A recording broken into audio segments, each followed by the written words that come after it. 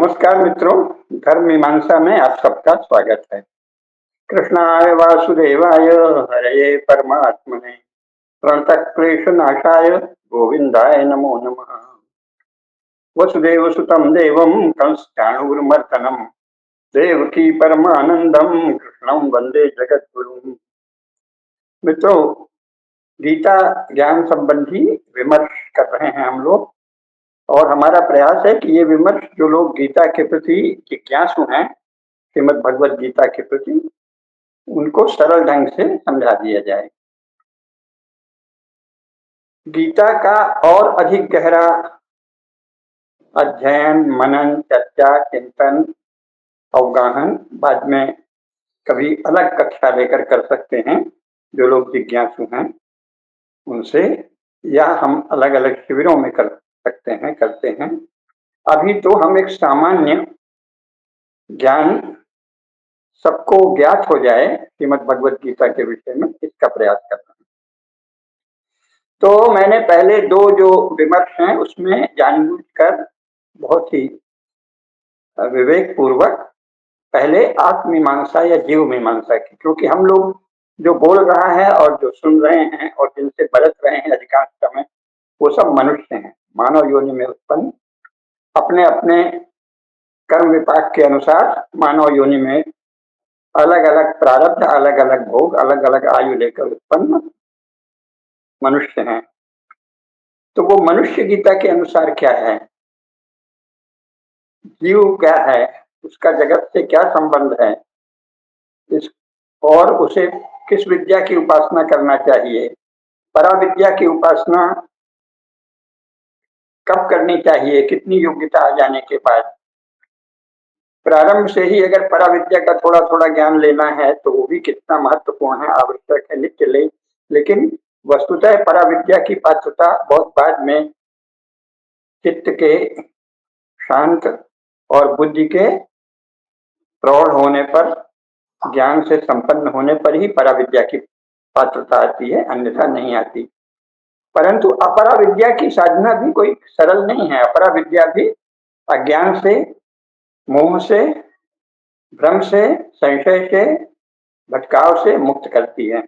तो अपरा विद्या तो सबसे पहले आवश्यक है। अपरा विद्या यानी लोक व्यवहार के लिए आवश्यक सभी विद्याएं अपरा विद्या ये हमने बताया, चाहे वो साहित्य हो, कला हो, व्याकरण हो, टेक्नोलॉजी हो, साइंस हो, सब अपरा विद्याएं हैं जो पुरुषार्थ के लिए आवश्यक हैं।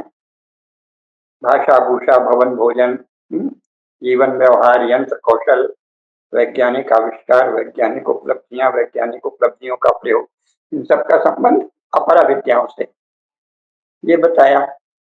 अब उसी क्रम में ये आवश्यक लगा ये बताना कि ये जो हम श्रीमद् भगवद गीता पर विमर्श कर रहे हैं, इसका हर विद्या का एक अनुशासन होता है। तो इसका अनुशासन क्या है और इसका अधिकारी कौन है? अपने यहाँ जो भी महत्वपूर्ण ज्ञान ग्रंथ हैं उनमें शुरू में क्या होता है, अथ योगानुशासनम, अथ धर्मानुशासनम, ऐसे सब जो जिसका होता है। अब हम योग का अनुशासन करते हैं, अब हम धर्म का अनुशासन करते हैं, अब हम श्रद्धा का अनुशासन। ये अनुशासन के बिना तो कोई भी ज्ञान संभव ही नहीं। इसीलिए पतंजलि योग सूत्र में पहला ही सूत्र क्या है, अथ योगानुशासनम। अब योग का अनुशासन प्रवर्तित होता है।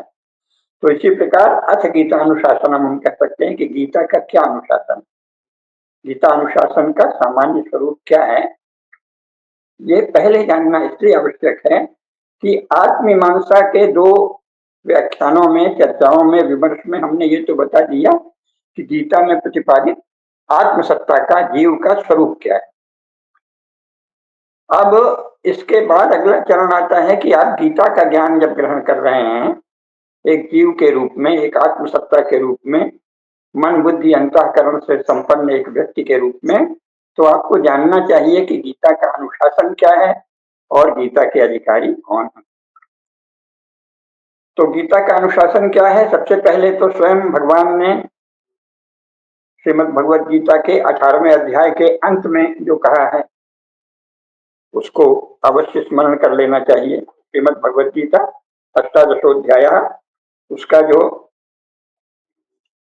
67वां श्लोक है उसको ध्यान से सुने। तो ये क्या कहा है? इदं ते न तपस्काय न भक्ताय कदाचन न चाशुश्रूषवे वाच्यम न च माम योग्य सूयति। ये भगवान ने कहा है 18वें अध्याय में 67वें श्लोक में। इदम ते न अतपस्काय, जो अतपस्वी है, जिसने जीवन में तपस्या की ही नहीं है, उसके लिए गीता का ज्ञान नहीं है, भगवान ने साफ कहा। इसलिए जो सड़क चलते आजकल फैशन है ना, कभी गीता पे चर्चा करने लगना, और कोई भी कहीं भी पंडाल सजा के कुर्सी लगा के बैठ जाएगा और गीता का ज्ञान देने लगेगा, और फिर हर एक से कहेगा प्रश्न करो, और वो प्रश्न करने लगेंगे, या नहीं भी कहेगा तो भी ऐसी उद्दंडता आ गई है कि लोग यूं ही प्रश्न करने लगते हैं। तो उनके लिए तो गीता नहीं है।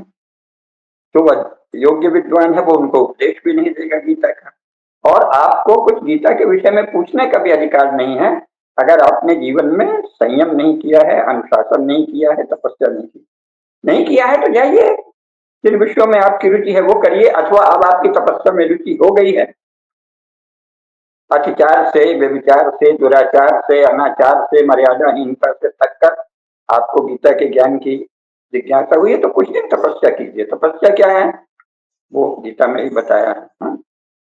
तो अभी बता दिया, पहले ही उसकी चर्चा कर ले। क्या कहा है कि श्रद्धा पूर्वक ज्ञानियों के पास जाना चाहिए, है, और उनके चरणों में तद विधि प्रणिपातेन परिप्रश्नेन सेवया। गीता को कैसे जाना जाता है, ज्ञान के जानने की क्या प्रक्रिया है? तद विधि, उसे जानो कैसे? प्रणिपातेन, जो अधिकारी विद्वान हैं, ज्ञानी हैं, उनको प्रणिपात, उनकी शरण में जाकर श्रद्धा पूर्वक उनको प्रणाम करके। तद विधि प्रणिपातेन, सबसे पहले सच्ची श्रद्धा के साथ आप उनको प्रणाम हो जाए, प्रणाम करें, साष्टांग प्रणाम करें, झुककर प्रणाम करें, हाथ जोड़कर प्रणाम करें, वो आपके अभ्यास और संस्कार पर निर्भर। लेकिन चेहरे से पता चल जाएगा कि आप कोई पाखंड पूर्ण प्रणाम कर रहे हैं या श्रद्धा पूर्वक प्रणाम कर रहे हैं। आपको सचमुच उस महापुरुष के प्रति, उस ज्ञानी के प्रति, उस आजकल व्यासपीठ सबने चला दिया है, तो व्यासपीठ के प्रति सीधी बात होना चाहिए, उस गुरु के प्रति अथवा उस उपदेशक के प्रति। मान लीजिए आप गुरु नहीं भी मानते, तो जो विद्वान है, जो उपदेशक है, चर्चा कर रहा है, उसके प्रति श्रद्धा है तो ही आप गीता के विषय में कोई भी प्रश्न करने के अधिकारी नहीं है। तर्क वितर्क की कहीं कोई गुंजाइश नहीं है। ये कोई फैशन नहीं है कि आप, या कोई कपड़े की दुकान नहीं है, या कोई और चाट पकौड़ी की दुकान नहीं है कि आप कहें कि ये ठीक है, ये नहीं।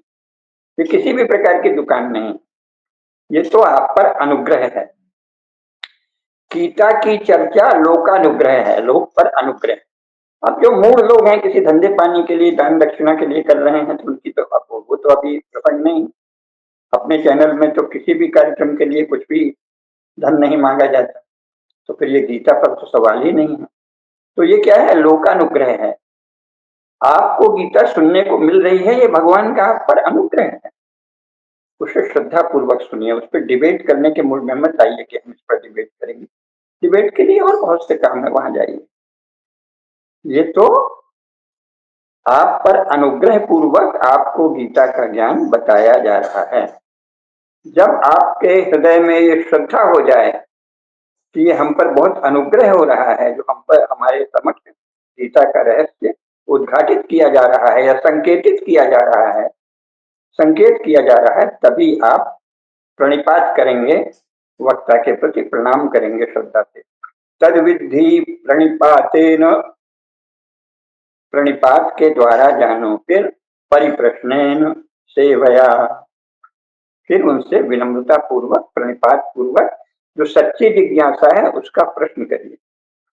तद विधि प्रणिपातेन परिप्रश्नेन सेवया, और सेवा का यहाँ क्या अर्थ है? सेवा का अर्थ वो नहीं है जो आजकल बाढ़ में, अकाल में, बीमारी में कुछ पूर्त कर्म करते हैं, उसके लिए हमारे शास्त्रों में क्या शब्द है? पूर्त कर्म। बहुत से अपने आप को हिंदू कहने वाले संगठनों और समुदायों ने भी उसी को सेवा कह दी है, जो अंग्रेजी के क्रिश्चियन सर्विस का अनुवाद है। तो सर्विस नहीं है, सेवा का अर्थ सर्विस नहीं है, और वस्तुतः तो वो सर्विस है भी नहीं। जो बाढ़ में, अकाल में, दुख में, बीमारी में, विपदा में कहीं आप दौड़ते हैं सहायता के लिए, तो वो पूर्त कर्म है। वो प्रत्येक जो भी जिसकी हैसियत है सहायता करने की, वो उसका कर्तव्य हमारे यहाँ कहा गया है। वो कोई आप कृपा नहीं करते, नहीं तो सब बताते हैं हमारी संस्था ये रजिस्टर्ड है या नहीं रजिस्टर्ड है, और देखिए हम इतनी सर्विस करते हैं।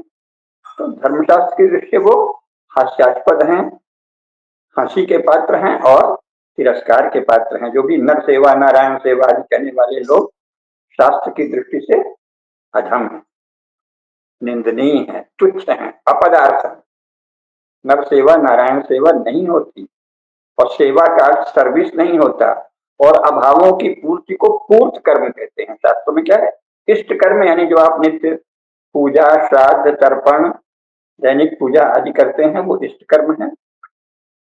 नियमित रूप से जो दान दिया जाना चाहिए उनको दान देते हैं, मंदिर जाते हैं, श्रद्धा करते हैं, नित्य नैमित्तिक कर्म करते हैं, कर्तव्य का पालन करते हैं दैनंदिन, वो इष्ट कर्म है। और जब कोई अभाव की पूर्ति करते हैं, कहीं प्रयोजन विशेष से दान देते हैं, किसी अभाव के लिए कुछ देते हैं, अनुग्रह करते हैं या दान देते हैं। दान वस्तुतः केवल धर्मज्ञ विद्वान ब्राह्मण को दिया जाता है, और किसी को जो देते हैं उसे दान नहीं कहते, वो अनुग्रह है। सिवाय ग्रहों की शांति आदि के लिए जो दिया जाता है वो दान।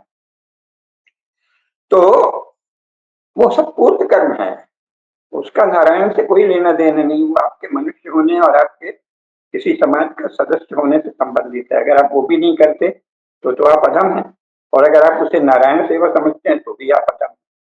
तो वो पूर्त कर्म है, अभावों की पूर्ति करना पूर्त कर्म है। अकाल में, बाढ़ में, महामारी में, दुख में, सुख में किसी की सहायता देना पूर्त कर्म है। सरकारें केवल पूर्त कर्म करती हैं। सरकार सर्विस करती है क्रिश्चियन अर्थ में, अन्यथा उसको राजकाज अपना कर्तव्य करना है। और सेवा तो सरकार सेवा करती न, कोई तथाकथित स्वयंसेवी संस्थाएं सेवा करती। सेवा उनका कर्तव्य भी नहीं है और सेवा उनके वश में ही नहीं। सेवा का अर्थ होता है भगवान का बारंबार गुणानुवाद, गुण कीर्तन करना। ये सेवा केवल भगवान की हो सकती है, मनुष्य की सेवा कोई नहीं कर सकता, करना भी नहीं चाहिए। सेवा का दम्भ कर सकता है, या तो आप अपना कर्तव्य कर रहे हैं या किसी अभाव की पूर्ति कर रहे हैं। तो तद्विधि प्रणिपातेन परिप्रश्नेन, परिप्रश्न विशेष प्रश्न, किसी जिज्ञासा को लेकर प्रश्न करना परिप्रश्न है। तद्विधि प्रणिपातेन परिप्रश्नेन सेवया, और सेवा करिए। सेवा यानी भजु सेवायाम, बार बार भगवान का भजन करते रहिए। प्रश्न करते समय, गीता पर चर्चा करते समय, गीता के विषय में जिज्ञासा करते समय निरंतर मन में ओम नमो भगवते वासुदेवाय, ओम नमो भगवते वासुदेवाय, ओम नमो भगवते वासुदेवाय, इस मंत्र का जप करते रहिए। ओम नमो भगवते वासुदेवाय मंत्र का जप करते हुए ही आपको गीता सुनना चाहिए। भीतर मंत्र चलता रहे या नहीं, तो कम से कम जिस समय शांत हैं और कोई प्रश्न पूछने जा रहे हैं उसके पहले ही ओम नमो भगवते वासुदेवाय मंत्र का जप कीजिए और विद्वान से प्रश्न कीजिए। भजु सेवायाम, भजन करना ही सेवा है। भगवान का भजन वास्तविक सेवा है। सेवा से ही सेवन भी बना है। तो सेवन क्या, ईश्वर का आप सेवन करेंगे? कहते हैं ना हम लक्ष्मी जी की सेवा कर रहे हैं, मतलब बार बार उनके गुणों का स्मरण कर रहे हैं। आप सेवन क्या करेंगे? देवताओं का सेवन आप कैसे करोगे? आपको महाकाल खा जाएंगे। देवताओं की सेवा कैसे करोगे? तो अगर सेवा का यह अर्थ होता है कि हम उन पर कोई, उनको कोई कष्ट है और उसको दूर करेंगे, तो सेवा देवताओं की एक ही है, भजन कीर्तन, गुणों का, भगवान के जो भी रूप विशेष है उसके गुणों का, उसकी महिमा का, उसके ऐश्वर्य का स्मरण, गुणानुवाद, कीर्तन। कीर्तन ही सेवा है, भजन ही सेवा है, गुणानुवाद ही सेवा है, गुण स्तुति ही सेवा है। तद्विधि प्रणिपातेन परिप्रश्नेन सेवया उपदेक्ष्यन्ति ते ज्ञानम ज्ञानिनः तत्त्वदर्शिनः। जब आप ऐसा करेंगे तो जो तत्वदर्शी ज्ञानी है वो आपको उपदेश करेंगे अनुग्रह पूर्वक। कृपा पूर्वक, अन्यथा आप कुछ और करिए। ये गीता कम से कम इसके लिए नहीं है कि आप यहाँ डिबेट करिए। तो भगवान ने क्या कहा है, इदम ते ना अतपस्काय, जो अतपस्क है, जो तपस्वी नहीं है, जो तप रहित है, उसके लिए गीता का उपदेश नहीं है। तो पहले तो स्वयं देख लीजिए, अन्यथा जो विद्वान वक्ता हैं, जो उसके आसपास बैठे हुए लोग हैं, वो देखेंगे आप तपस्वी हैं या नहीं है। अगर आप तप से रहित हैं तो आपके लिए गीता नहीं है। अगर आप श्रद्धा से रहित हैं तो आपके लिए गीता नहीं है। अगर आप सेवा भाव से रहित हैं तो आपके लिए गीता नहीं है।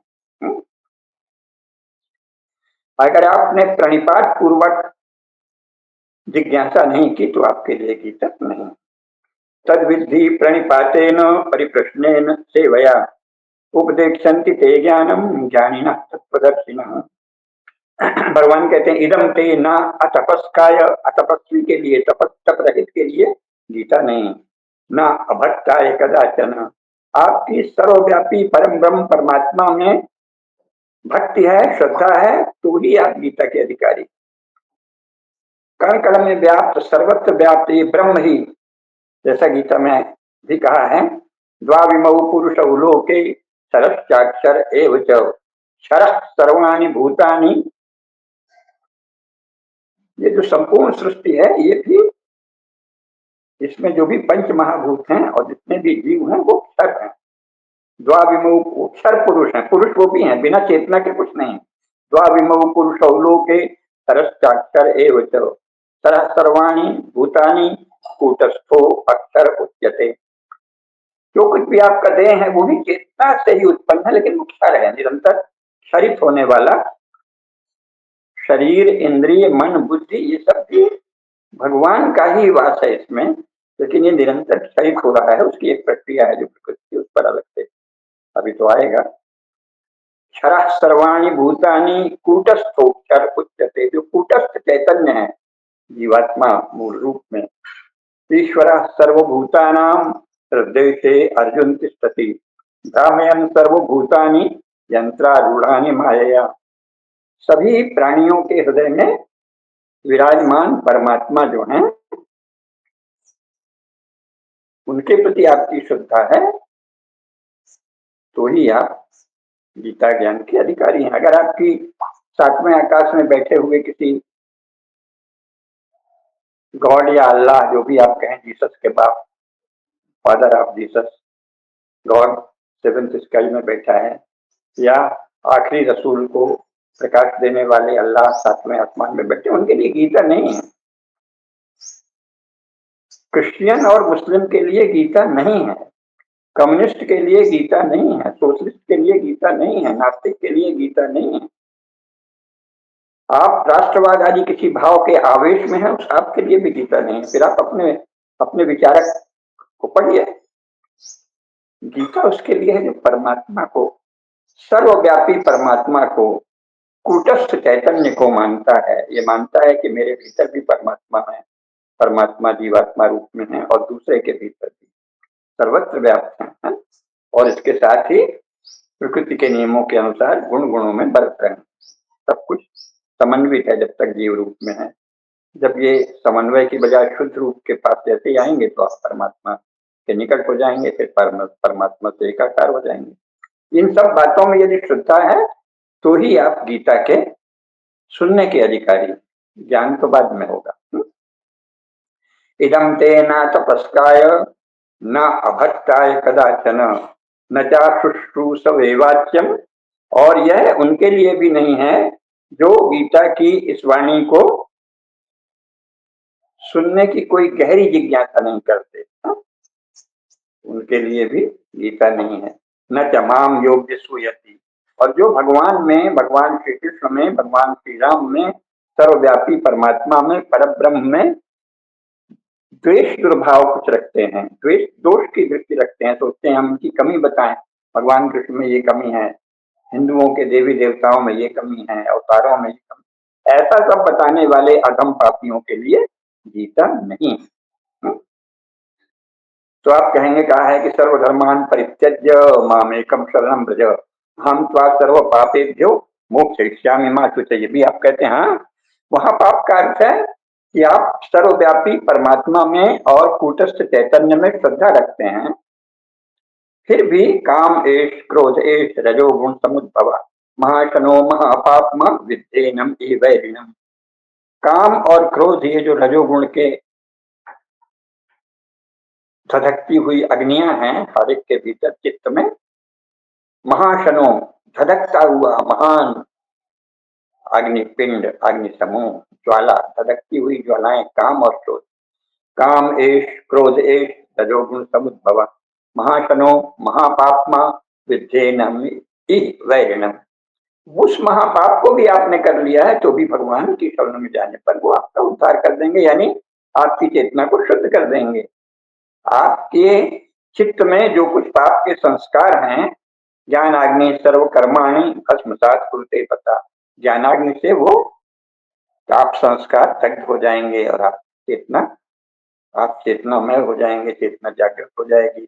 तो आप गुणा गुणेषु वर्तन्ते ये देख सकेंगे और फिर आपका चित्त उन सब जो निरंतर अपने प्रत्येक कर्म को देखता रहता है, भगवान चित्रगुप्त जो सर्वव्यापी हैं, सदा जो अंकित होता रहता है भगवान की व्यवस्था के अनुसार कि आपने जो कर्म किया है वो दृष्टि अंकित है कि ये कर्म आपने किया है, उसके फल भी सार्वभौम नियमों के अंतर्गत स्थित हैं। तो आप उसके ताप से मुक्त हो जाएंगे, फिर भगवान अनुग्रह करेंगे। और हमने बताया था कि प्रार्थना बहुत बड़ा कर्म है और प्रार्थना जो है बहुत बड़ा कर्म है और वो पापों का क्षय करता है, क्योंकि वो कर्मफल के रूप में आपको पुण्य देता है, शक्ति देता है, पवित्रता देता है। तो उससे प्रार्थना रूपी पवित्र कर्म से, पुण्य कर्म से, पुण्य प्रवाह से, धर्म कर्म से आपको फल मिलता है, पुण्य फल मिलता है। उससे आप ताप संस्कार से मुक्त हो जाते हैं। तो इदम ते ना तपस्काय न अभक्ताय कदाचन न चा शुश्रूषवे वाच्यम। ठीक से ध्यान से नहीं सुनना, हमने ये सुना आप तो हम जा रहे हैं वहां डिबेट करने। न चा शुश्रूषवे वाच्यम न च माम योग्य सूयति। जो मुझे मेरे प्रति द्वेष भाव, दोष दृष्टि या द्वेष भाव रखता है, नहीं नहीं ये तो पर्याप्त नहीं है और ये ठीक नहीं है और इनमें ये दोष है, इनमें ये दोष है, भगवान कृष्ण ने रासलीला क्यों रचाई आदि आदि, तो वो उसके लिए गीता नहीं। न ते शुश्रूषवे वाच्यम न च माम योग्य सूयति। इदम ते न तपस्काय न भक्ताय कदाचन न चा अश्रूषवे वाच्यम। जो अच्छी तरह न सुने उसके लिए भी नहीं, न भक्ताय कदाचन न च माम योग्य सूयति। जो मुझसे द्वेष का भाव रखे या मुझ में दोष दृष्टि रखे उसके लिए भी गीता नहीं। तो ये सदा ध्यान रखना चाहिए, क्योंकि अध्यक्षते तयइमं धर्म्यं संवादमावयोः ज्ञान यज्ञेन तेनाहम इष्टास्यामिति में मति। भगवत गीता का फल साफ भगवान ने क्या कहा, ये ज्ञान यज्ञ। भगवत गीता को पढ़ना, पढ़ाना, सुनना, सुनाना, मनन करना, ये ज्ञान यज्ञ है। और न ही ज्ञानेन सदृशम पवित्रम विद्यते तत्स्वयं योग संसिद्ध कालेन आत्मनि विन्दति। ये योग साधना भी है। गीता का अध्ययन, पाठ और मनन स्वयं में योग साधना है ना। तो न ही ज्ञानेन सदृशम पवित्रम विद्यते तत्स्वयं योग संसिद्ध कालेन आत्मनि विन्दति। योग गीता में जो प्रतिपादित योग हैं, ज्ञान योग, कर्म योग, सांख्य योग, सबकी उसमें विवेचना है। अध्ययन, मनन और निधिध्यासन से वो योग साधना चलती रहती है गीता की, और उससे आप ज्ञान यज्ञ संपन्न करते हैं। अध्येष्यते च य इमं धर्म्यं संवादम आवयो ज्ञान यज्ञेन तेनाहम इष्टः स्याम इति मैं मति। ये भगवान ने कहा। शुद्धावान अनसूयश्च शृणुयादपि यो नरः। अगर कोई नहीं भी पढ़े हैं, संस्कृत नहीं पढ़े हैं, संस्कृत की बारीकियां नहीं जानता, लेकिन वो श्रद्धावान है और अनसूया है। असूया भाव नहीं रखता, दोष द्वेष दुर्भाव नहीं रखता, दोष नहीं रखता, तो ऐसा व्यक्ति नर हो या नारी अगर वो सुन भी लेता है, सोपि मुक्ता शुभान लोकान प्राप्त पुण्य कर्मणाम, वह भी पापों से मुक्त होकर कर्म करने वालों के श्रेष्ठ लोगों को प्राप्त होगा। ये है। तो अध्यक्षते तयैमं धर्म्यं संवादमावयो ज्ञान यज्ञेन तेनाहं इष्टास्यामिति मे मतिः। ये भगवान ने स्वयं कहा है। तो गीता का अधिकारी कौन है? जो तपस्वी है, तप निरत है, तप की ओर उन्मुख है कम से कम, और भक्त है, और जो भगवान में श्रद्धा रखता है, सर्वव्यापी परमात्मा में और अवतार में श्रद्धा रखता है। जो अगर आप जीसस में या अल्लाह में श्रद्धा रखता है, गीता उसकी, वो गीता का अधिकारी नहीं, वो गीता का ज्ञान नहीं पा सकता। ऐसे तो छपी हुई किताब है, आप दुकान से खरीद लो और पढ़ लो, पर तथ्य यह है कि उसे गीता का ज्ञान कभी भी नहीं मिलेगा। तो गीता का ज्ञान पाने के लिए आवश्यक है कि आप सर्वव्यापी परमात्मा में श्रद्धा रखें, और संयम या तपस्या का आपका संकल्प हो, कुछ न कुछ यथाशक्ति अभ्यास हो, और श्रद्धा पूर्वक तद्विधि प्रणिपातेन परिप्रश्नेन सेवया तब उपदेक्षन्ति ते ज्ञानम ज्ञानिनः तत्वदर्शिनः। क्योंकि ऐसे तो सामान्य तो यह है कि सभी का अधिकार है, गीता सुनने का अधिकार सबको है, कोई वर्जना नहीं है कि ये इस जाति का हो, इस मजहब का हो, इस पंथ का हो, सब सुनने के अधिकारी हैं। लेकिन वस्तुतः है गीता ज्ञान के अधिकारी सुनने से आप नहीं बनेंगे, सुनकर आप तर्क उतर्क करने लगेंगे, सुनकर आप थोड़ी देर सुनेंगे फिर चित्त भटक जाएगा क्योंकि धारण शक्ति विकसित नहीं है। सुनकर कोई बाइबिल से, कुरान से, किसी और चीज से तुलना करने लगेगा, कम्युनिस्ट मैनिफेस्टो से तुलना करने लगेगा, किसी और चीज से तुलना करने लगेगा, तो उसके लिए गीता नहीं है ना, वो अधिकारी नहीं है। सुनने की तो सबको छूट है, आप सुन लीजिए, पढ़ लीजिए किताब खरीद के, लेकिन वस्तुतः है आप गीता ज्ञान के अधिकारी नहीं। खरीदना तो आपके पास सस्ती ही है, पहले 1.5 आने की मिलती थी, फिर 6 आने, 6.5 आने की मिल रही थी, अब 12 रुपए की मिलने लगी सबसे छोटी गीता। और भी गीता के बहुत छोटे छोटे, गीता प्रेस ने अद्भुत काम किया है, अद्भुत महान ज्ञान यज्ञ किया है। हमारे श्रीमद् भगवत गीता और तथा अन्य पुराण और उपनिषद आदि सब कुछ आपके बहुत बड़ा किया। तो आप कोई भी खरीद के पढ़ सकता है, लेकिन उससे वो वस्तुतः उस ज्ञान को पाने का अधिकारी नहीं बन जाता। ज्ञान का अधिकारी नहीं, ज्ञान को पाने का ही अधिकारी वो नहीं बनता। क्यों? ये सबसे जानना चाहिए कि सब चीज जो है, जो शास्त्र में श्रद्धा रखे और शास्त्र का पाठ भी करे, पारायण भी करे, अर्थ को समझने की कोशिश भी करे, और साथ ही गीता, जैसा मैंने बताया कई बार और आगे और बताएंगे कि अर्जुन को कही गई है ना गीता, दुर्योधन को नहीं कही गई है, भीम को भी नहीं कही गई है, नकुल सहदेव को भी नहीं कही गई है, युधिष्ठिर तो धर्मराज उनको तो आवश्यकता नहीं थी करने। गीता अर्जुन को कही गई है, जिसका संशय विराट है, केवल परिवार नहीं है। अर्जुन का संशय क्या है ये आगे हम बताएंगे किसी एक व्याख्यान में। विराट संशय है, इतना विशाल राज्य है संपूर्ण भारतवर्ष का, जिसमें उस समय 249 जनपद थे, यवन प्रांत से लेके चीन तक फैला हुआ विस्तृत, और उत्तरी ध्रुव से हिंद महासागर तक, हिंदू महासागर तक फैला हुआ ये महान साम्राज्य, जिसका केंद्र भारतवर्ष है, जिसकी राजधानी हस्तिनापुर है उस समय, और इंद्रप्रस्थ है। इस राज्य के व्यवस्था कैसे होगी, यहाँ का शासन कैसे किया जाए, तो व्यवस्था कैसे हो, यहाँ धर्म में शासन कैसे हो, और हम ये जो युद्ध करने जा रहे हैं इससे बहुत से श्रेष्ठ शूरवीर मारे जाएंगे, उससे कोई वर्ण संकटता तो नहीं आएगी। इन सारी चिंताओं के साथ अर्जुन उपस्थित है, तो भगवान उसे उपदेश देते हैं। तो जिसका संशय विराट है, व्यापक है, जो केवल अपने लिए पेट भरने और रति करने के लिए नहीं सोचता, परिवार भर के लिए नहीं सोचता कि बच्चे कैसे बड़े हो जाएं, उसके लिए गीता नहीं है। अगर आप शिष्णोदर परायण हैं अथवा बच्चे तो कुत्ते बिल्ली सभी कर ही लेते हैं, भोजन भी प्रबंध कर ही लेते हैं। आहार निद्रा भय मैथुनम च समान में तक पशवे नराणाम। तो अगर आप आहार मैथुन आदि ही करते हैं और बच्चों की चिंता करते हैं तो गीता में आपके लिए बहुत से काम है, वो करिए। गीता ज्ञान के अंतर्गत का अधिकारी नहीं। अधिकारी तो तभी है जब उसका संशय विराट है और धर्म ज्ञान की जिज्ञासा है और जानना चाहते हैं कि मेरा स्वधर्म क्या है, क्योंकि अर्जुन की समस्या यही है ना, मेरा स्वधर्म क्या है, मेरा कर्तव्य क्या है।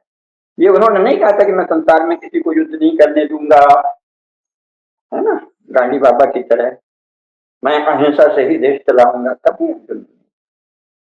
कोई भी महापुरुष इस तरह की निरर्थक बातें नहीं करता जो आजकल के गांधी जी के समय से शुरू हो गया है, जो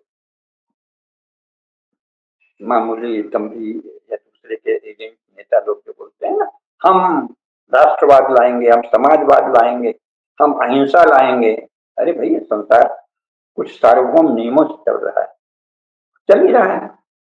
अब यहाँ बहुत से लोग हो गए अपने आप को बोले हम तो अहिंसावादी हैं क्योंकि हम गांधी के चेले हैं और संसार में अहिंसा आ रही। सन जब से मैं छोटा था उसके पहले से हमारे पिताजी के समय से भी ये सब चल रहा था, उन्होंने बताया, हमने भी सुना। संसार अहिंसा की ओर जा रहा है, शांति की ओर जा रहा है। भारत को शस्त्रों का संग्रह नहीं रखना चाहिए, भारत में सेना ही नहीं रखनी चाहिए।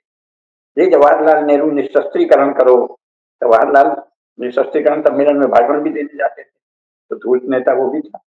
कुछ नहीं करेंगे, निशस्त्रीकरण करेंगे, मतलब सेना को भी रखते ही, अपने प्राणों पर संकट आ सकता है। ऐसे दोगलेपन के साथ निशस्त्रीकरण, अहिंसा, अहिंसा लाओ, भारत को अहिंसक बनाओ। संसार में क्या चल रहा था आप देख लीजिए, 1950 में जितने शस्त्र थे, जितने विस्फोटक शस्त्र थे, उससे लाखों गुना अधिक विस्फोटक शस्त्र सारे संसार में हो गए हैं। वो बोल रहे थे विनोबा भावे और सभी के भाषण, संसार अहिंसा की ओर जा रहा है, शांति की ओर, क्रमशः विकास हो रहा है।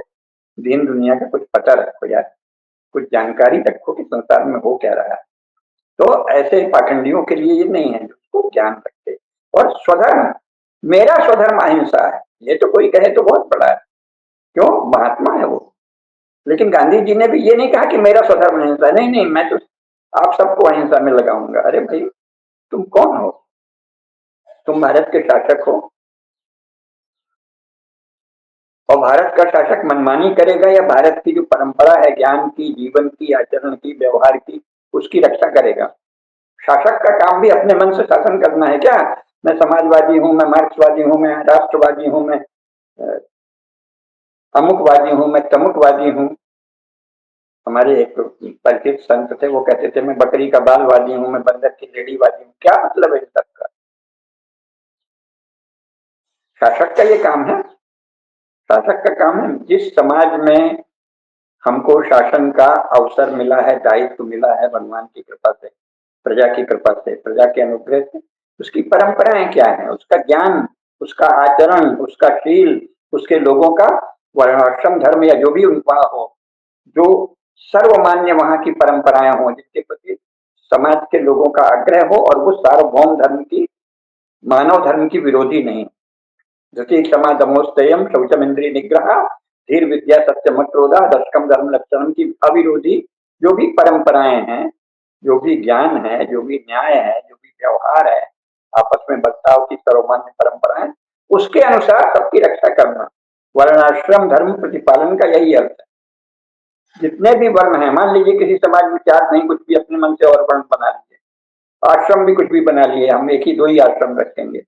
ब्रह्मचर्य आश्रम तो भंग ही कर दिया है आजकल, तो एक हिंदू लोग हैं, क्योंकि शासन ने कहा कि ब्रह्मचर्य मत रखो, सेक्स एजुकेशन करो बच्चों को, तो ब्रह्मचर्य आश्रम भंग है। वानप्रस्थ भी कोई कोई होता है, सन्यासी तो सिवाय आजकल मठ वट बनाने की रजोगुणी लालसा से बहुत से लोग सन्यासी भी बन जाते हैं, वो अलग बात है। विधिवत तो सन्यास आश्रम प्रतिष्ठित नहीं है। तो जो है, जो भी वर्ण है या समाज के जो भी विभाग हैं, विभाजन है, उसमें जो सार्वभौम धर्म, मानव धर्म के अनुशासन से सुसंगत जो भी परंपराएं हैं, व्यवहार है, उनकी रक्षा करना शासक का काम है। राष्ट्रवाद, समाजवाद, मार्क्सवाद, अमुकवाद, तमुकवाद बनाना शासन का काम नहीं है। ये तो आपके दिमाग में कुछ कोई भाव आया, कोई खुजली हुई, कोई कहीं से किताब पढ़ ली, कोई 4 लोगों ने पार्टी बना के आपस में डिस्कशन कर लिया, उससे जो आपके मन में विचार आया वो आप देश पे लागू लागू करेंगे, ला देंगे। हमने ये बना लिया है, हमने संविधान बना लिया। ये सब तो पाप का प्रवाह है। तो गीता में तो साफ कहा है कि अर्जुन को जिज्ञासा है कि मेरा स्वधर्म क्या है। दूसरे लोग अपना जो कर रहे हैं वो स्वधर्म है कि नहीं वो देख समझ लेंगे हम, लेकिन हम उनको डिक्टेट नहीं करेंगे। मेरा स्वधर्म क्या है? तो अगर आपके संशय की विराटता है व्यापक, लोक और राष्ट्र या संपूर्ण मानव जाति या संपूर्ण विश्व व्यवस्था आपके संशय के दायरे में है, आपका संशय व्यापक है, आपकी जिज्ञासा व्यापक है, सर्वव्यापी परमात्मा में आपकी श्रद्धा है, और आप स्वधर्म के प्रति जिज्ञासु हैं कि मेरा धर्म क्या है, मेरा स्वधर्म क्या है, तो गीता उनके लिए है, गीता का वही अधिकारी है ना। और फिर अगर ये है तो मेरा स्वधर्म क्या है जल्दी बता दीजिए गुरु जी, तो वो तो मंद बुद्धि या अल्पमति हुए ना। ज्ञान की बारीकियों में जाता है गीता। अर्जुन क्या पूछता है? स्थित प्रज्ञस्य का भाषा समाधिस्तस्य केशव स्थिति किम प्रभाषेत किमासीत ब्रजेत किम। हे केशव, स्थित प्रज्ञ की भाषा क्या होगी? भाषा का मतलब संस्कृत, हिंदी, अंग्रेजी, गुजराती, बंगाली, मराठी ऐसा कुछ नहीं, जो भाषा चल रही थी। क्या बोलेगा उस भाषा की? पदावली क्या होगी? शब्द सौष्ठव क्या होंगे? शब्द परंपरा क्या होगी? बोलने का ढंग क्या होगा? वो कैसी भाषा बोलेगा, यानी कैसी पदावली, किस ढंग से बोलेगा? बोलने का ढंग, वाणी का ढंग, वो जानना चाहते हैं। स्थित प्रज्ञ से का भाषा समाज स्तर से केशव स्थित धी किम प्रभाषित, कैसे बोलेंगे लोग?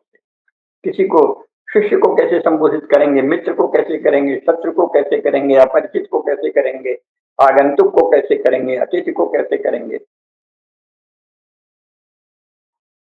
स्थिति किम प्रभाषित किमासीत, कैसे बैठेंगे, कैसे उठेंगे, बैठने का ढंग कैसा है? प्रमाद है क्या? आजकल एक बड़ा चर्चित नेता है, वो ऐसे टांग फैला के तंग के ऐसे बैठता है, कर रहा हूँ। वो एक पार्टी का उपाध्यक्ष है, वाह,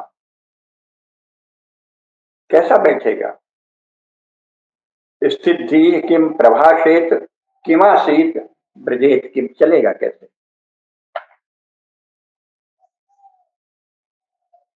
श्रद्धेय राम स्वरूप जी थे, मुझे बहुत स्नेह करते थे, गुरुवत थे, पितृवत थे।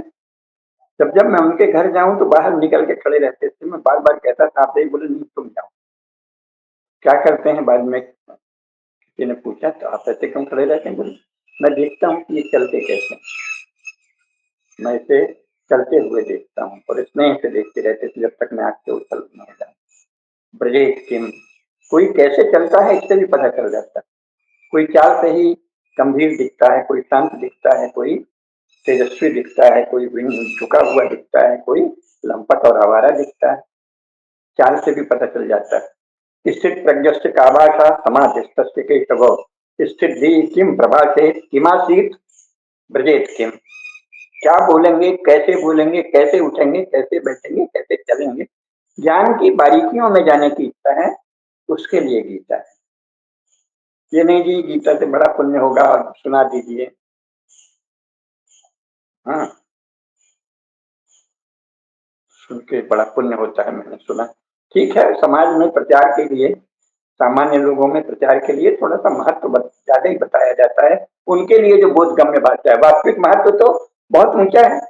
उस महत्व को तो समझेंगे ही नहीं कि ये भी कोई महत्व है, उनको तो रोज का महत्व। इससे ज्ञान होता है, चेतना का ज्ञान होता है, मन बुद्धि इंद्रिय के स्वरूप का ज्ञान होता है। ये कोई सुन के भाग जाएगा तो पहले बताते इससे पुण्य होता है, वो ठीक है। इतना ही, जो जिसके लायक है उतना ही बताना चाहिए। तान कृष्ण में दो मंदान कृष्ण बिन न विचारे, जो अच्छी तरह नहीं जानता उसको अच्छी तरह न जानने वाला, जो अच्छी तरह नहीं जानता अच्छी तरह न जानने वाले को अच्छी तरह जानने वाला नहीं करेगी, भगवान ने कहा। ठीक है, लेकिन वस्तुतः है गीता का अधिकारी नहीं है, फिर वो ठीक है, उसको कुछ तो पुण्य मिलेगा ही। उस समय कोई फालतू काम नहीं कर रहा है, कोई समाज का काम नहीं कर रहा है, कोई विषय रति का काम नहीं कर रहा है, कोई भोग आदि का काम नहीं कर रहा, अच्छा काम कर रहा है। तो जब वो अच्छा काम कर रहा है तो उसको उसका लाभ अवश्य ही मिलेगा, है ना। लेकिन वस्तुतः वो अधिकारी नहीं, जो वास्तविक लाभ है गीता का वो तो उसे नहीं मिलेगा। तो गीता का अधिकारी कौन है? ये मैंने बताया, तद्विधि प्रणिपातेन परिप्रश्नेन सेवया उपदेक्षन्ते ते ज्ञानम ज्ञानिनः तत्त्वदर्शिनः इदं ते न तपस्काय न अभक्ताय कदाचन न चाशुश्रूषवे वाक्यम न च माम योग्य सूयति। ये तो गीता का अधिकारी वो है ना, कि स्थित प्रज्ञ। भगवान ने कह दिया स्थित प्रज्ञ बनो, तो स्थित प्रज्ञ कौन है, कैसा है, कैसे चलता है ना। तो ये इतना व्यापक संदर्भ है श्रीमद् भगवद गीता का। और जब भगवान कृष्ण अर्जुन को जो भी बता रहे हैं उसका संदर्भ उसी प्रकार उसके व्यापक संदर्भ, व्यापक जिज्ञासा को ध्यान में रख के बता रहे हैं।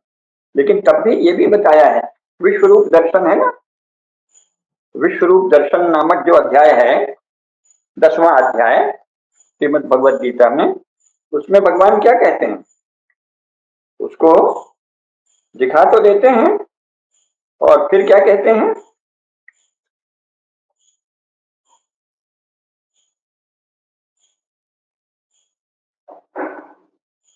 नहीं 10वां अध्याय तो विभूति योग है, विश्व रूप दर्शन एकादश अध्याय है, गलत कह गया।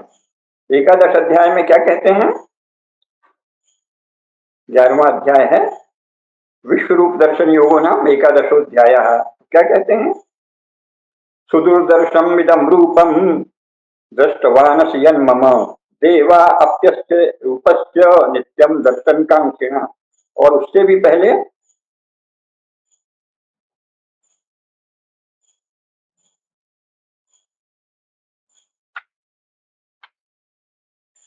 जो पूरा वर्णन है विश्व रूप दर्शन का, हम लोग उस पर आएंगे, अद्भुत वर्णन है। तो उसको देख के क्या होता है, अर्जुन घबरा जाता है।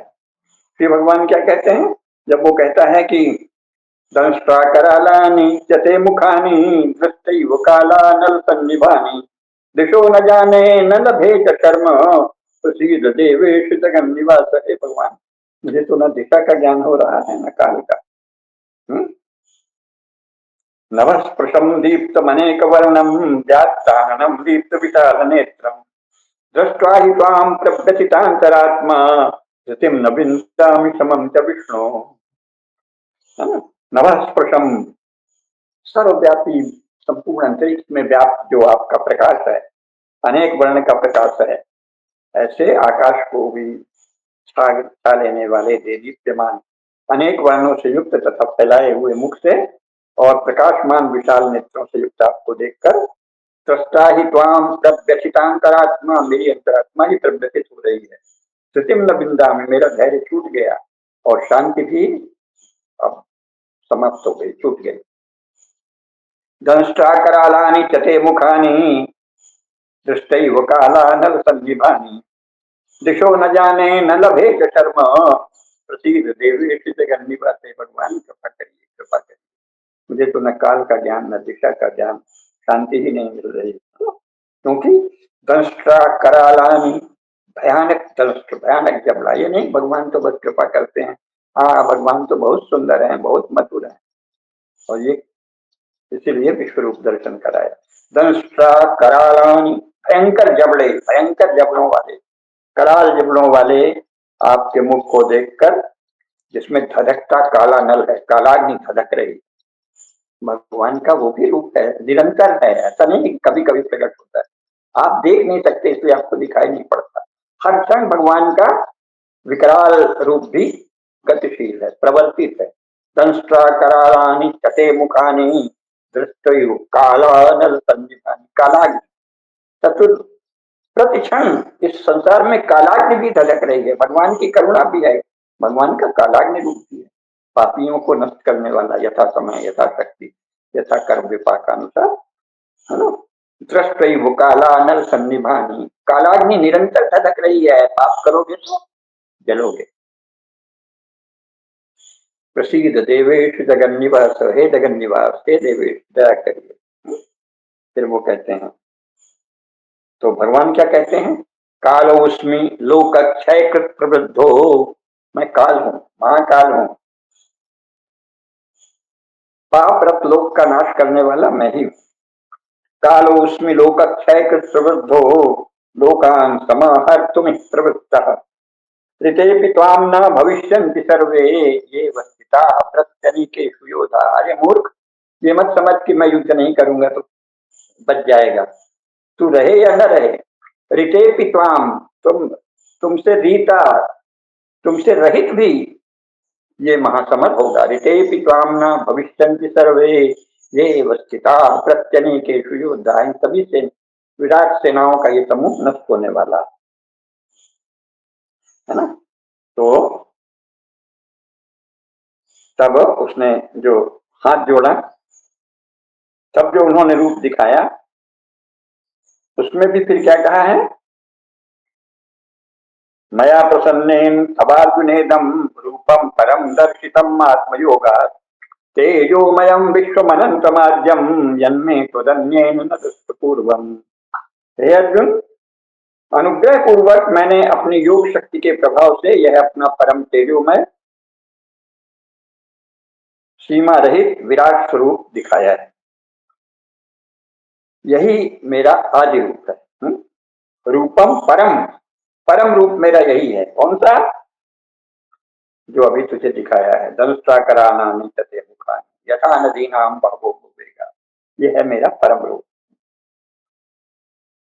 भगवान के परम रूप को भूलो मत। गीता ये बताती है, ये नहीं कि नहीं नहीं भगवान तो कृपा करेंगे, हम तो लड्डू चढ़ा देंगे, पूजा कर देंगे। बच्चों का खेल भी ठीक है, बच्चे तो खेलेंगे, लेकिन भगवान महाकाल भी। तो ये जो मेरा तेजोमय है, ये आद्य रूप है, ये सब नहीं देख सकते।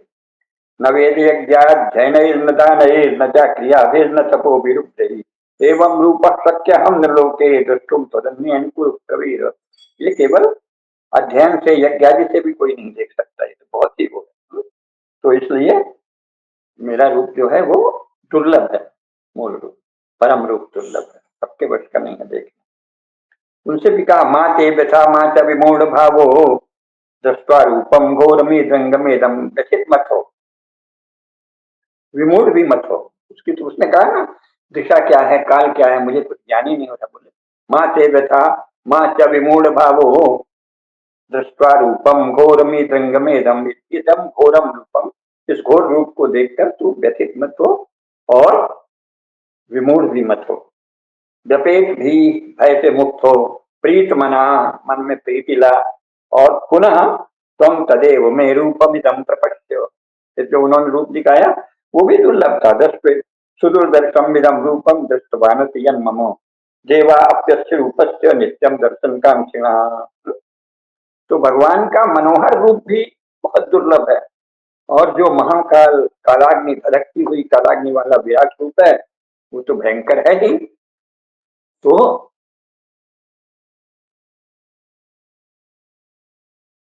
उस सबके ज्ञान की अगर जिज्ञासा है तो गीता की ओर प्रवृत्त होना चाहिए। क्योंकि उन्होंने क्या कहा है, कोई बहुत ही दुर्लभ लोग ही इस ज्ञान को पाते हैं। तो गीता को पढ़ने से हम लोग दर्शन कर लेंगे क्या भगवान के स्वरूप का? नहीं, कदापि नहीं करेंगे। तो फिर क्या गीता नहीं पढ़ना चाहिए? अवश्य पढ़नी चाहिए। पढ़ते पढ़ते, साधना करते करते भगवान कब अनुग्रह कर दें और दर्शन हो जाए, ये संभावना है। लेकिन इस पूरे संदर्भ को, गीता की विराटता को कभी भूलना नहीं चाहिए। भूल जाने से क्या होगा कि हम गीता को भी समझ लेंगे, जैसे बहुत सी पुस्तकें मिलती हैं, बाइबिल है, ये है, छोटा सा पॉकेट में कोई भी कुछ दे रहा है। आजकल गीता के नाम से भी कुछ भी दे रहे हैं, वो तो पापी हैं जो गीता का नाम लेकर कुछ भी नीति संग्रह, सूक्ति संग्रह दे दिया, वो तो पाप है, अपराध। तो गीता को भी वही समझ लिया। अच्छा अच्छा, बहुत सी धर्म की पुस्तकें रखी हैं, रिलीजन की पुस्तकें रखी हैं, मजहब की पुस्तकें रखी हैं, गीता भी रखी। अरे भाई, तुम तो क्या कहा जाए। तो आप फिर गीता को छोटी चीज मान लेंगे अगर आपका जिज्ञासा और संदर्भ सही नहीं है तो इतने महान ग्रंथ का महत्व और मर्म समझे बिना गीता की ओर प्रवृत्त नहीं होना चाहिए। तो ये सदा रखें, है ना। योगारूढ़ होने की जिसकी इच्छा है वही गीता का अधिकारी है। फिर इसीलिए उसका सब पूरा वर्णन आप कहेंगे हम कैसे बने, तो वो सब गीता में ही है, आगे चल के बताएंगे आपको। पूरा 6वें अध्याय में ही सब है। श्रुतौ देशे प्रतिष्ठाप्य स्थिरम आसनमात्मनः नात्युच्छ्रितम नातिनीचम शैलाजिन कुशोत्तरम तत्रैकाग्रम मनः कृत्वा यच्चित्तेन्द्रिय क्रियः। सब कहा है ना, सब कुछ गीता में ही बताया है, लेकिन आपकी तैयारी होनी चाहिए उपासना की, साधना की। उसके बिना तो फिर आप गीता के सच्चे जिज्ञासु नहीं होंगे, है ना? क्या कहा है? शुचौ देशे प्रतिष्ठाप्य स्थिरम आसनम आत्मनः। पवित्र देश में स्थिर आसन बिठाए, नात्युच्छ्रितम ज्यादा ऊंचा न हो, नाति नीचम ज्यादा नीचा भी नहीं, शैलाजिन कुशोत्तरम, है ना? और कुशा मृक्षाला और ऊनी वस्त्र बिछाए हैं, जो भी आपका पवित्र वस्त्र बिछा के तत्रैकाग्रम मनः कृत्वा यच्चित्तेन्द्रिय क्रियः उपविश्यासने युञ्जात योगम आत्मविशुद्धये। उस एकांत में सुंदर आसन बिछाकर यत् चित्त और इंद्रियों की क्रियाओं को वश में करके मनः कृत्वा एकाग्रम मनः कृत्वा एकाग्र मन करके ध्यान करना होता है। उपविश्य बहुत देर तक बैठने का अभ्यास करना पड़ेगा। उपविश्यासन युञ्जात योगम आत्मविशुद्धये समम काय शिरोग्रीवम धारयन्नचलम स्थिरा संप्रेक्ष्य नासिकाग्रम स्वम दिशश्चान अवलोकयन। अब पूरी साधना की पद्धति बताई।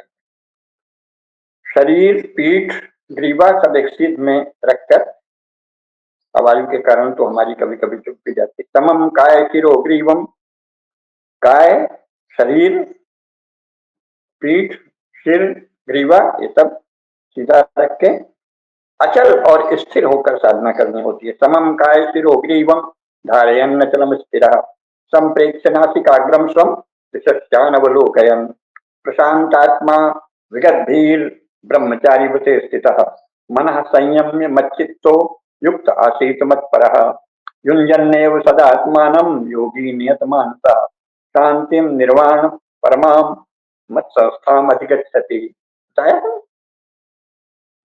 काया, सिर और ग्रीवा को समान और अचल रखते, स्थिर होकर नासिकाग्र भाग में ध्यान लगाकर कहीं और नहीं देखते हुए ब्रह्मचर्य व्रत धारण करते हुए प्रशांत आत्मा होकर भगवान में ही मन लगाकर बैठे और जप करे, ध्यान करे। वर्षों अभ्यास करना होता है। और इसीलिए बताया है न्याच्यस्नतस्तु योगोस्ति न चैकांतम अनस्नता न चाति स्वप्नशीलस्य जागृतो नैवचार्जुन। न तो ये बहुत ज्यादा भोजन करने वाले को सिद्ध हो पाता है, न बिल्कुल कम खाने वाले को सिद्ध हो पाता है, न बहुत जगने वाले को, न बहुत सोने वाले को। युक्त आहार विहारस्य युक्त चेष्टस्य कर्मसु युक्त स्वप्नावबोधस्य योगो भवति दुःखः। आहार और विहार में युक्त रहना, संयम रहना, उसी को जैन धर्म, बौद्ध धर्म में वही कहा, सम्यक आहार, सम्यक विहार, सम्यक वाणी। बुद्ध ने, भगवान बुद्ध ने भी वही कहा है। जिन्होंने जो जिन अनुशासन है जिन तीर्थंकरों का, वो भी यही सम्यक वाणी, सम्यक संकल्प, सम्यक व्यवहार, सम्यक आहार, सब कुछ है। युक्त आहार विहारस्य युक्त चेष्टस्य कर्मसु, क्रियाएं भी आपकी युक्त हो, ना अनावश्यक हो और ना अति अल्प हो, और सोना जगना सब ना सम्यक हो, तब होता है योग सिद्ध। और इस योग की साधना की इच्छा जिसे है उसे ही गीता सुनना चाहिए, अन्यथा इससे कोई खिलवाड़ की चीज नहीं।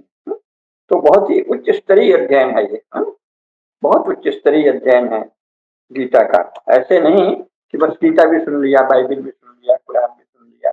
और बड़े बड़े अपने को जो लोग संस्कृत जानने वालों ने भी गीता का लिखा, गीता पर प्रवचन लिखा, फिर लिख दिया कुरानुल सार, ख्रिस्त धर्म सार। इसका मतलब उन्होंने गीता एक रस्ते नहीं समझी और गीता प्रवचन लिख दिया और गीता को प्रचार करके हजारों की संख्या में बिक भी गया। लेकिन वो स्वयं अगर कोई गीता जानेगा तो वो ख्रिस्त धर्मसार और कुरानुसार नहीं लिखेगा, है ना। वो अधर्म और पाप की इतनी चर्चा और ऐसी प्रशंसा और ऐसी प्रस्तुति की जिससे उसका भी प्रसार वो नहीं करेगा। जिसने भी ख्रिस्त धर्मसार, कुरानुसार आदि आदि लिख दिया, जिसने भी क्रिश्चियनिटी और इस्लाम को धर्म कह दिया, वो गीता का कुछ भी नहीं जानता। संस्कृत जानता है, संस्कृत की वैखरी वाणी की तरह गीता बोल देता है, तो गीता का जानकार नहीं है और उसको सुन के आप गीता कभी नहीं जाए। नहीं नहीं, वो तो संस्कृत के पंडित हैं, व्याकरण के पंडित होंगे, भाषा के पंडित होंगे। गीता से कोई जो भी ईसाइयत और इस्लाम को धर्म कह दे, जो भी ये बताने लगे कि उसका सार उसमें ऐसा महान है, वेदों जैसा, पुराणों जैसा, उपनिषदों जैसा, वो तो अभागा है। वो तो गीता के साधारण वक्ता होने के भी योग्य नहीं। तो ये जानना चाहिए, क्योंकि गीता का तो काम ही है ना, धर्म में आपकी बुद्धि स्थिर हो। ये नहीं कि ये भी वो भी चंचल चित्त रहे, उसके लिए थोड़ी है। सामान्य चित्त की चंचलता जो है, अच्छा ऐसे भी बहुत लोग हैं जो कहते हैं अच्छा हम गीता पढ़ते हैं, उससे हम जानना चाहते हैं कि चित्त की एकाग्रता कैसे होगी। भाई चित्त की एकाग्रता के बहुत से और तरीके हैं, बहुत से फार्मूले हैं, आप उनका कर लीजिए। चित्त की एकाग्रता का अभ्यास इतना मामूली काम है कि उसके लिए गीता मत पढ़िए, कृपा करके। अपना अपना भी नाश कर रहे हो, शास्त्र का भी उपहास कर रहे हो। साधारण एकाग्रता के लिए, साधारण तल्लीनता के लिए, साधारण शांत चित्त करने के लिए गीता का अभ्यास मत करिए। गीता उससे बहुत ऊंचे की चीज है, बहुत ही उच्च स्तरीय ज्ञान की साधना है। साधारण के लिए आप तरह तरह के शिक्षक है ना, तरह तरह के शिविर लगाते हैं कि ऐसे चित्त को शांत करो, लेट जाओ, अमुक कुछ भी करो, है ना, दूर तक आवाज सुनो, तरह तरह का विपश्यना आदि बहुत सारे उपदेश हैं, उनका अवलंबन कीजिए। गीता उसके लिए नहीं है, इतनी मामूली चीजों के लिए। गीता जो है वो उच्च स्तरीय ज्ञान के लिए है और धर्म में स्थिर बुद्धि के लिए गीता है। श्रीमद भगवद गीता में जो प्रतिपादन है उसको थोड़ा सा भी आप जान लेंगे तो स्वधर्म के विषय में आपकी स्पष्टता आने लगेगी, मेरा स्वधर्म क्या है। और ये अवश्य जानिए कि श्रद्धा भी ज्ञान शून्य अगर है आपकी तो वो श्रद्धा नहीं है, मोह। ज्ञान शून्य श्रद्धा मोह का कारण बनती है। अतः ज्ञान की उपासना अवश्य करिए। गीता का अर्थ है ज्ञान की उपासना, ज्ञानाभिमुख। जो ज्ञानाभिमुख है और उच्चतर ज्ञान की प्राप्ति करना चाहता है, गीता उसी के लिए है। ज्ञान शून्य श्रद्धा सदा मोह का कारण बनती है।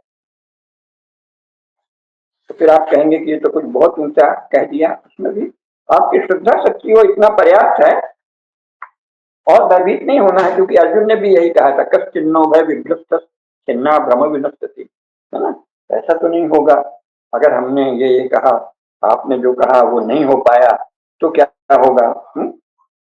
तो भगवान ने क्या कहा, पार्थ नैवे है नामुत्र विनाशस्तस्य विद्यते नई कल्याण कच्चित दुर्गतिम तात गच्छति। अर्जुन ने क्या कहा, ऐसी श्रद्धा। पहले तो उसका पहला जो प्रश्न है, संक्षेप में आज उसकी भी चर्चा कर रहे हैं। पहले वो क्या कहता है, योयम योगस्त्वया प्रोक्तः साम्येन मधुसूदन, अध्याय 6 श्लोक 33-34। योयम योगस्त्वया प्रोक्तः साम्येन मधुसूदन एतस्याहं न पश्यामि चंचलत्वात् स्थितिं स्थिराम् चंचलम ही मना कृष्ण प्रमाति बलवदृढ़म तस्याहं निग्रहं मन्ये वायोरिव सुदुष्करम। भगवान कृष्ण, आपने जो है कृष्ण, ये जो योग आपने कह दिया, ये तो मुझे नहीं लगता कि मैं कर पाऊंगा। क्यों, चित्त तो चंचल है। ये तस्याहं न पश्यामि चंचलत्वात् स्थितिं स्थिराम, चंचल होने से मैं इसमें कैसे स्थिर रहूंगा। आपने कहा समम काल तिरोगीरम धारे अन्नतलम स्थिरा संप्रेक्षणातिकाग्रम स्वम विशस्त्यानुबलोकयन्। नहीं नहीं, क्योंकि हे कृष्ण चंचलम भी मना कृष्ण, ये तो मन चंचल है और प्रमाथी है, मन को मथता है। मन जो है प्रमथन स्वभाव का है, इसका निग्रह तो बहुत कठिन है। और भगवान ने अन्य सब बातों का खंडन कर दिया। आगे इस पर और विस्तार से चर्चा करेंगे, आज केवल संकेत कर रहे हैं। केवल एक ही संशय है अर्जुन का, जिसको भगवान ने कहा हाँ असंशयम महाबाहो मनो दुर्निग्रहम चलम। हाँ अर्जुन, निस्संदेह मन बहुत दुर्निग्रह है, बहुत कठिन है, चंचल है स्वभाव से। अभ्यासेन तो कौन्तेय वैराग्येण च गृह्यते। तो फिर वो कहता है ऐसी श्रद्धयोपे तो, बहुत श्रद्धा है, बहुत श्रद्धा है, लेकिन योगाचरित मानसा अप्राप्त योग संसिद्धिम काम गतिम कृष्ण गच्छति। बड़ी श्रद्धा है लेकिन नहीं कर पाए तो क्या होगा कृष्ण, कच्चिन्नो भय विभ्रष्ट छिन्ना भ्रमिव नश्यति अप्रतिष्ठो महाबाहो विमूढ़ो ब्रह्मण पथि। हे महाबाहो, क्या वह ब्रह्म की साधना, भगवत प्राप्ति की साधना के मार्ग में इस तरह प्रयास करके फिर स्खलित हो गया तो क्या वो छिन्न भिन्न बादलों की तरह घूमता रहेगा? कच्चिन्नो भय विभ्रष्ट छिन्ना भ्रमिव नश्यति, जैसे आकाश छितराए हुए कुछ कभी छोटे छोटे बादलों के टुकड़े घूमते हैं आकाश में, चित्त तो ऐसे हो जाएगा। तो भगवान ने क्या कहा? पार्थ नैवे है नामुत्रो विनाशस्य विद्यते, नहीं पार्थ, उसका कभी भी कोई हानि नहीं होगी। नहीं कल्याण कच्चित दुर्गतिम तात गच्छति, कल्याण की दिशा में उठाया गया कोई भी कार्य दुर्गति की ओर नहीं ले जाता, कुछ न कुछ उससे कल्याण होगा। थोड़ा आप करें थोड़ा ही कल्याण होगा। फिर बताया है कि वो अगले जन्म में कैसे अधिक श्रेष्ठ और अधिक श्रेष्ठ होकर पैदा होगा। तो गीता में सच्ची श्रद्धा के साथ यदि आप अभिमुख हैं तो आप कितना ग्रहण कर पाएंगे, कितना नहीं, कितना चल पाएंगे, कितना नहीं, उसकी चिंता मत कीजिए। कुछ तो भगवान आपको सहारा देंगे, गुरु आपको मार्गदर्शन देंगे। और दूसरी बात, थोड़ा भी कर पाए तो पार्थ नैवे है न अमुत्रो विनाशस्य विद्यते नई कल्याण कच्चित दुर्गतिम तात गच्छति, कल्याण की दिशा में की गई साधना दुर्गति की ओर नहीं ले जाएगी। अगले जन्म में उससे उच्चतर, फिर और उच्चतर, उस पर जब वो प्रसंग आएगा तो बताएंगे कि फिर कैसे कहाँ जन्म होता है। तो इस प्रकार गीता का अधिकारी वही है जो ज्ञान पूर्वक उच्चतर ज्ञान की साधना का इच्छुक है, आत्म तत्व को, जगत को, ब्रह्म को, इन सबको जानना चाहता है और इस विराट जगत में व्यापक जो जगत है उसको दृष्टि में रख के मेरा कर्तव्य क्या है और मेरा स्वधर्म क्या है, ये जिसकी कामना है, गीता का अधिकारी वही, उसी के लिए गीता का ज्ञान है, अन्य के लिए नहीं। आज इतना ही। धर्म की जय हो, अधर्म का नाश हो, प्राणियों में सद्भावना हो, विश्व का कल्याण हो। नमः पार्वती पतये, हर हर महादेव।